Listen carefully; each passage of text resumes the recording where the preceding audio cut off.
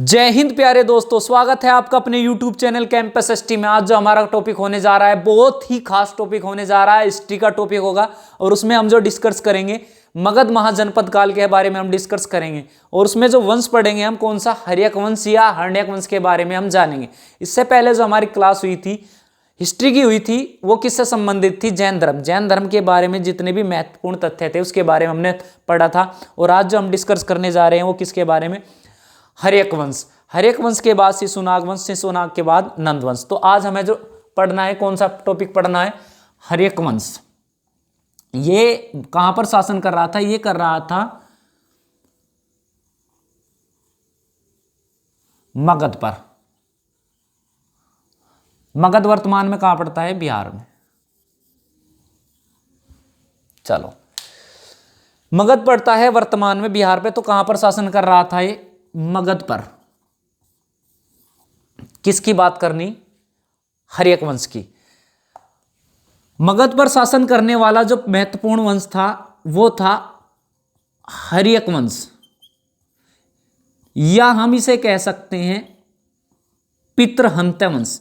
अब गुरुजी पितृहंत्य क्यों कहा जा, पितृहंत्य इसलिए क्या कहा जाता है क्योंकि यह बताया जाता है कि अधिकांश शासकों ने अपने पिताओं की क्या की थी, हत्या की थी। इसीलिए इसका नाम क्या पड़ गया, पितृहंत्य वंश पड़ गया। इसकी दो राजधानियां बताई जाती हैं, एक तो राजगृह और दूसरी कौन सी है, पाटलिपुत्र। तो मगध की दो राजधानियां थी, एक तो राजगृह और दूसरी पाटलिपुत्र। बिंबिसार का जन्म 558 ईसा पूर्व, ईस्वी नहीं है भाई, ईसा पूर्व में हुआ था। किसका जन्म, बिंबिसार। लेकिन बचपन इनके अगर उपनाम की बात करें तो इनका उपनाम क्या है, श्रेणिक। श्रेणिक या इन्हें क्या कहा जाता है, श्रेणियां भी कहा जाता है। किसे, बिंबिसार को। बिंबिसार के जो पिता हैं, बौद्ध ग्रंथों में, बौद्ध साहित्य में इनके पिता का नाम जो मिलता है वो मिलता है बोधिस। मैंने तुम्हें बताया था जब हमने डिस्कस किया था बौद्ध धर्म के बारे में, तो श्रीलंका में कुछ बौद्ध साहित्य हैं, दीपवंश, महावंश और कुलवंश। तो दीपवंश में इनके पिता का जो नाम मिलता है वो नाम मिलता है क्या, बोधिस। और वो बताया गया कहाँ का शासक था, राजगृह का शासक था। तो यहाँ जो श्रीलंका में रचित पुस्तक है दीपवंश, महावंश और कुलवंश में से दीपवंश में इनके पिता का नाम बोधिस मिलता है और जो कहाँ का शासक था वो राजगृह का शासक था। लेकिन ये भी बताया जाता है कि इनके पिता का नाम क्या था, भाटिया था। किसके पिता का नाम, बिंबिसार के पिता का नाम। अब समय बीतता गया और अवस्था कितनी आ गई, 16 वर्ष की अवस्था आ गई। किसकी, बिंबिसार की। कब, 542 ईसा पूर्व, ईस्वी नहीं है भाई, ईसा पूर्व। 542 ईसा पूर्व में ये क्या बन गया, मगध का शासक। तो मगध का शासक कब बना, 542 ईसा पूर्व में ये मगध का शासक बन गया बिंबिसार। अब इसने एक रणनीति अपनाई। रणनीति क्या अपनाई कि इसने जो है अपने क्षेत्र का विस्तार इस प्रकार किया कि एक तो युद्ध के द्वारा और दूसरा वैवाहिक संबंधों के द्वारा। तो अपने साम्राज्य के विस्तार के लिए रणनीति जो अपनाई उसने वैवाहिक संबंधों के द्वारा और किसके द्वारा, युद्ध के द्वारा। अब इसने क्या किया कि सबसे पहले शादी की। बिहार में पड़ता है वैशाली।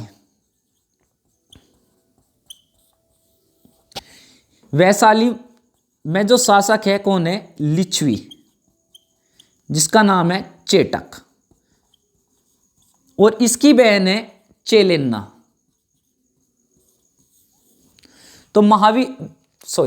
तो बिंबिसार ने चेलेन्ना के साथ क्या की थी, शादी की थी। अब शादी करने के बाद है ही मगध में, कहाँ है, वैशाली भी बिहार में पड़ता है, बिहार में। तो यहां पर लाने के बाद इसने क्या हुआ कि पहले जो है बिंबिसार बौद्ध धर्म को मानता था। अब पत्नी का प्रभाव तो ऐसा हो कि भाई हर कोई बदल जा, शादी के बाद थोड़ा घना तो बदलाव आ गई है।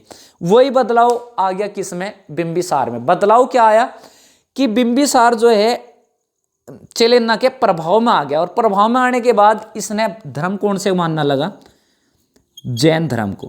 पहले तो मानता था बौद्ध धर्म को, लेकिन जैसे ही इसके प्रभाव में आया तो धर्म को कौन से मानने लगा, जैन धर्म को ये मानने लगा। कौन, बिंबिसार। और इसने राजधानी क्या बनाई? उज्जैन। अब यहां तो शादी कर ली, यहां करने के बाद अब साम्राज्य का तो विस्तार इसी प्रकार करना, अब और कहीं करेंगे। तो यहां पर जो है, कहां पर? कौशल नरेश था। कौन? प्रसन्नजीत। बड़ा खुशहाल आदमी लगे नाम ही ऐसा, प्रसन्नजीत। कौशल नरेश ये पड़ता है, कहां का शासक था? कौशल है गोरखपुर, वर्तमान में इसके आसपास का क्षेत्र, तो गोरखपुर। तो प्रसन्नजीत तो जो था, इसकी बहन थी कौशल देवी। कौन थी? कौशल देवी था, कौशल देवी थी। अब बिंबिसार ने प्रस्ताव भिजवाया किससे? कौशल देवी के साथ विवाह का। अब विवाह का प्रस्ताव, ये भी एक शासक है, ये भी एक शासक ही है। अब प्रस्ताव में क्या हुआ कि प्रस्ताव पास हो गया कि शादी के लिए जो है अनुमति मिल गई, किसके साथ? बिंबिसार के साथ। अब अनुमति मिलने के बाद जो है बिंबिसार ढोल डबडी बाजे साजे के साथ आ रहा शादी करने के लिए, किससे? कौशल देवी से। अब इससे जो है, इससे की शादी होगी, किसकी? बिंबिसार की। पहले तो कर ही ली थी इसने चेलेन्ना से, उसके बाद कर ली किससे? कौशल देवी से। अब किसकी बहन थी ये? प्रसन्नजीत की बहन थी।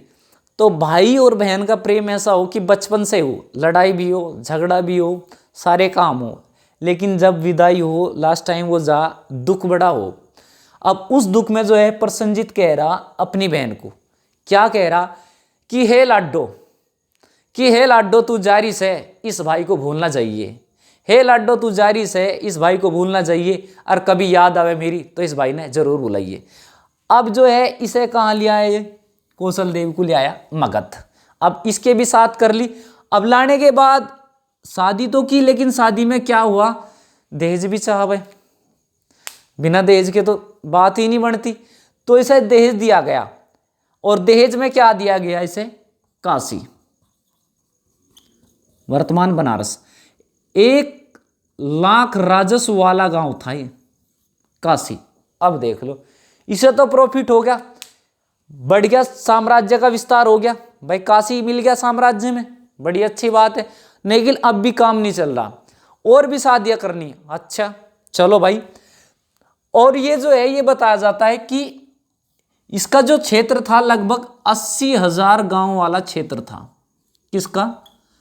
बिंबिसार का। 8,000 नहीं है भाई, 80,000 है। 80,000 वाला, 80,000 गांव थे इसके क्षेत्र में, किसके? बिंबिसार के। अब 80,000 तुम ही सोच सको कितना बड़ा होगा क्षेत्र।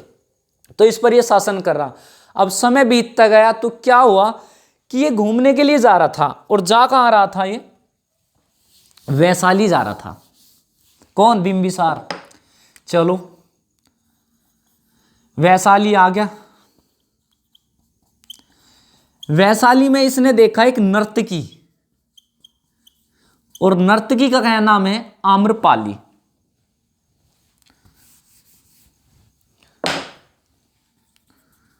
आम्रपाली।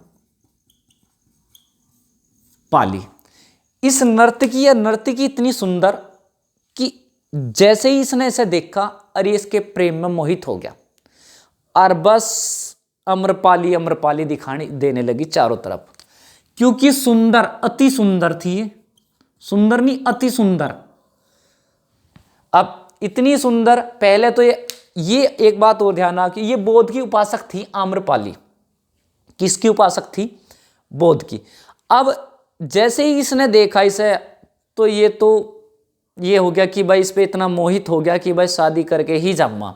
अब इसके प्रेम में पड़ गया। कौन पड़ गया? बिंबिसार। अब प्रेम ऐसा हो कि भाई रात तो भी आम्रपाली दिखाई दी होगी, प्रेम ऐसा हो जा। अब प्रेम ऐसा हो गया तो अब कह रहा, कौन कह रहा? बिंबिसार कह रहा इस बात को। क्या कह रहा? तेरे हर गम को अपनी रूह में उतार लूं, तेरे हर गम को अपनी रूह में उतार लूं, जिंदगी अपनी तेरे प्यार में सवार लूं।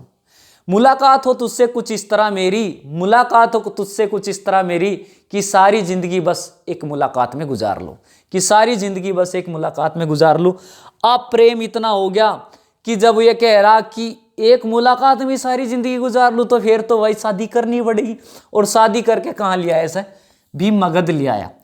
अब शादी बताओ, 3 शादी तो करा दी मैंने, करा दी, बड़ी हिम्मत की बात है। अब शादी इससे भी होगी। होने के बाद इसके एक पुत्र हुआ जिसका नाम क्या था, जीवक। जीवक जैसे ही युवावस्था में आया तो इसने इसे शिक्षा के लिए कहां भेज दिया, तक्षशिला। तक्षशिला पड़ता है वर्तमान में कहां, पाकिस्तान में। ये विश्वविद्यालय है तक्षशिला, ये पड़ता है वर्तमान में पाकिस्तान में, और शिक्षा के लिए इसे कहां भेज दिया, तक्षशिला। उसके बाद जैसे ही शिक्षा पूरी हुई, शिक्षा पूरी होने के बाद ये आ गया कहां, मगध। और मगध में क्या काय की पढ़ाई कर का है, चिकित्सा की। और बाद में क्या बना, बिंबिसार का क्या बन गया, राजवैद्य। तो बिंबिसार का अगर राजवैद्य की बात करें तो पुत्र था इसका, लेकिन क्या भी था, ये पुत्र के साथ साथ इसका राजवैद्य भी बना था, कौन, जीवक। तो जीवक जो था किसका राजवैद्य था, ये बिंबिसार का राजवैद्य था। इतनी बात बताओ समझ में आ गई क्या। एक और रानी थी क्षेमा, कहां की थी, पंजाब की। उसके साथ भी बिंबिसार ने क्या की थी, शादी की थी और अपने क्षेत्र का विस्तार किया था। अब क्या करना, अब युद्ध करेंगे, कोई बात नहीं, चलो। अंगराज्य का शासक था कौन, बृहद्रथ। बृहद्रथ है, बृहद्रथ। यह शासन अंग पड़ता है बिहार और पश्चिम बंगाल का क्षेत्र था, वहां का यह शासक था कौन, बृहद्रथ। अब बिंबिसार ने क्या किया, आक्रमण किया। किसने, बिंबिसार ने। और इस आक्रमण में क्या किया कि इसे बृहद्रथ को क्या कर दिया, पराजित। और यहां भी क्या कर ली, विजय प्राप्त कर ली और अपना प्रभुत्व स्थापित कर दिया। और यहां का जो राज्यपाल नियुक्त किया वो किसे किया, अजातशत्रु। अजातशत्रु को जो है अंग का राज्यपाल क्या कर दिया, नियुक्त कर दिया। यह बताया जाता है कि बिंबिसार के महावक्य के अनुसार 500 रानियां थी। भाई एक कहीं नहीं काम चलता। और बिंबिसार ने तो 500, अगर गिनती भी कर दोगे तो नंबर नहीं आता गिनती करने में भी। और इनने तो 500, देखो कितनी हिम्मत की बात है, 500 रानियां और आदमी एक। 500 रानियां और आदमी एक, तो बताओ हिम्मत की बात है या नहीं है। प्यारे विद्यार्थियों, बहुत हिम्मत की बात है, ठीक है। तो बिंबिसार के कितनी रानियां थी, महावक्य के अनुसार 500 रानियां थी बिंबिसार के। चलो भाई, जैसे भी कंट्रोल कर रखा हो, तुम क्यों टेंशन ले रहे। तो इसके कितनी रानियां थी, 500 रानियां थी। अब इसने यहां पराजित किया इस क्षेत्र को, अंगराज्य का शासक को पराजित किया और राज्यपाल की से नियुक्त किया, अजातशत्रु को।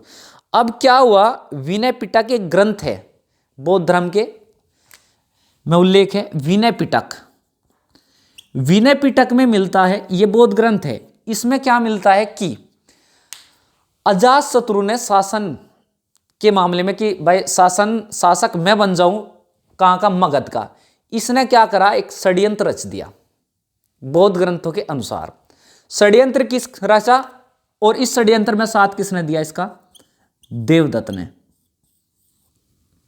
देवदत्त जो था ये सिद्धार्थ महात्मा बुद्ध का चचेरा भाई था, इसने इसका साथ दिया। और क्या किया कि अजातशत्रु ने बिंबिसार का क्या कर दिया, वध कर दिया, मार दिया। और क्या बन गया, शासक बन गया। कब मार दिया, 492 ईसा पूर्व में। चलो जी, मार दिया। लेकिन जो जैन ग्रंथ है वे कुछ और बात कह रहे। वे क्या कह रहे, वे कह रहे कि ऐसा नहीं था। तो फिर क्या था, जैन ग्रंथों के अनुसार तो कुछ और मिलता है। तो क्या मिलता है गुरुजी, जैन ग्रंथों के अनुसार मिलता है कि अजातशत्रु ने इसे जेल कारावास में डाल दिया। अब जेल कारावास में डालने के बाद अब शासक वैसे तो बेइज्जती तो महसूस होगी। अंतिम समय में जो इसकी सेवा की थी, इसकी पत्नी चेलेना ने की थी, बिंबिसार की, अंतिम समय में। अब जेल में डालने के बाद अब कुछ समय बाद क्या हुआ कि अजातशत्रु को पता लगा कि बिंबिसार ने तो मुझे जो है पहले से ही राजा घोषित कर दिया, तो इसके लिए वो बेड़िया काटने के लिए कुल्हाड़ी लेकर गया चला। किसकी? बिंबिसार की बेड़िया, जो बेड़िया पड़ी हुई थी उन्हें काट। लेकिन आशंका क्या हुई बिंबिसार को, पता नहीं क्या आशंका हुई, इसने पहले ही जहर खा लिया। किसने? बिंबिसार ने। किसके जाने से पहले? वहां अजातशत्रु के जाने से पहले इसने पहले ही जहर खा लिया। और क्या हुआ? इसकी मृत्यु होगी। किसकी? बिंबिसार की। तो जैन ग्रंथों के अनुसार पता लगता है कि बिंबिसार जो था, बिंबिसार क्या हुआ था कि जहर खाकर इसकी मृत्यु हुई थी, जबकि अजातशत्रु ने इसका वध नहीं किया था। लेकिन बौद्ध ग्रंथों के अनुसार पता यह लगता है कि नहीं, उसका वध किया था किसने? अजातशत्रु ने। तो ये जो था, जो शासन कर रहा था, कौन था? ये बिंबिसार। लेकिन उसके बाद जो शासन किसका आ जाता है? किसका? अजातशत्रु। आगे जो शासक है कौन सा? अजातशत्रु है। उत्तराधिकारी किसका? बिंबिसार का। तो आगे जो होगा वो आगे डालेंगे, ठीक है। जैसा भी समझ में आया इसके बारे में, मगध महाजनपद के बारे में डिस्कस किया, कमेंट करके जरूर बताएं। ठीक है दोस्तों, धन्यवाद।